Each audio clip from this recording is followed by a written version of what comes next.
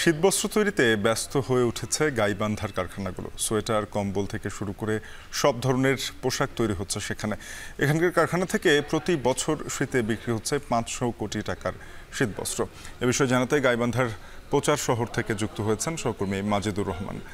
মাজেদ, জানাবেন শীতের এখনও তো বেশ কিছুদিন বাকি রয়েছে, এই সময়ে কারখানাগুলোতে ব্যস্ততা কেমন দেখছেন? পাইকাররা আসতে শুরু করেছেন কিনা?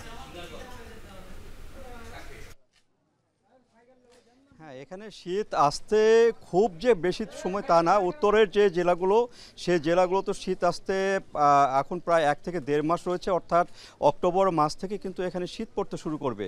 আর এখানের যে শীতবস্ত্র তৈরির যে প্রস্তুতি, সেটা কিন্তু আগে ভাগে হয় এবং প্রায় 1 মাস আগ থেকে কিন্তু শীতবস্ত্র তৈরির যে প্রস্তুতি, সেই প্রস্তুতিগুলো শুরু হয়েছে এই এলাকায়।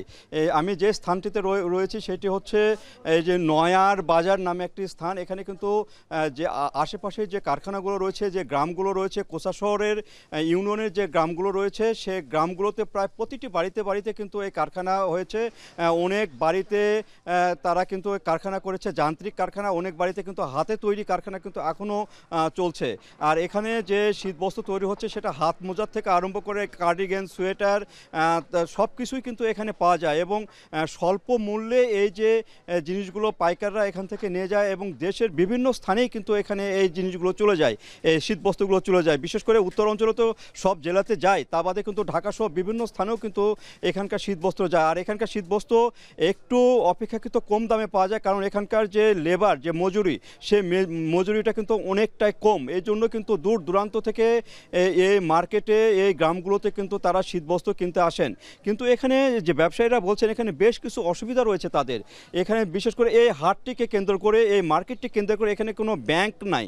এখানে যদি ব্যাংকের ব্যবস্থা থাকতো, তাহলে নগদ টাকা পরিবহনের যে সমস্যাগুলো থাকে, সেই সমস্যাগুলো হতো না। এছাড়া যে বিদ্যুতের অবস্থা, বর্তমান বিদ্যুতের অবস্থা কিন্তু খুবই খারাপ। গতকালে প্রায় 3 থেকে 4 ঘন্টা তারা বিদ্যুৎ পেয়েছে গোটা রাতে। এখানে কিন্তু তাদের ব্যবসা করতে বেশ কিছুটা বেগ পেতে হচ্ছে এবং তাদের উৎপাদন কমে যাচ্ছে। সেক্ষেত্রে কিন্তু মজুরি দেওয়া এবং লোকসানের মাত্রাটা কিন্তু তাদের কখনো বেশি হতে পারে বলে তারা ধারণা করছেন।